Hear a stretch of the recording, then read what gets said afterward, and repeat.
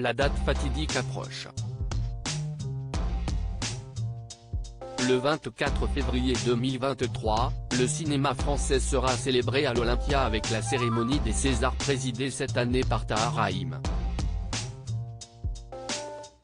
En attendant la victoire, les heureux nommés se sont retrouvés au Fouquet à Paris ce lundi 5 février 2023. Durant cette occasion cinéphile et glamour, deux stars françaises se sont retrouvées, Juliette Binoche et Benoît Magimel.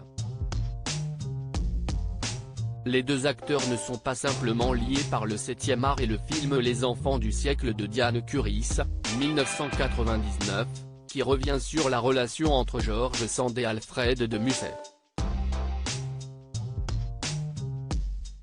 Séparés depuis 2003, ils ont eu une fille ensemble, Anna, qui se dirige vers le métier de comédienne.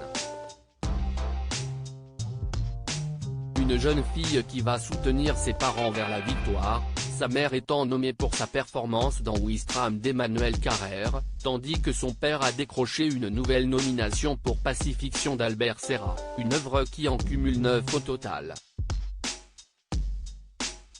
Le photocall du dîner du Fouquet a également immortalisé la venue de Louis Garrel. Acteur et réalisateur de L'Innocent, il n'est pas peu fier des 11 nominations de son film.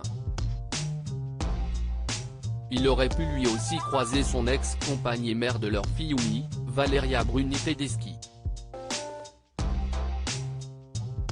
Cette dernière est en lice pour son long métrage Les Amandiers, dans lequel Louis Garrel joue également, mais on imagine que face au scandale qui a frappé son œuvre en raison des accusations qui pèsent sur l'un de ses acteurs, Sofiane Benassé, elle préfère rester dans l'ombre. Parmi les autres films qui ont brillé par le nombre de leurs citations au César, se distingue aussi La Nuit du 12 de Dominique Moll, 10 nominations.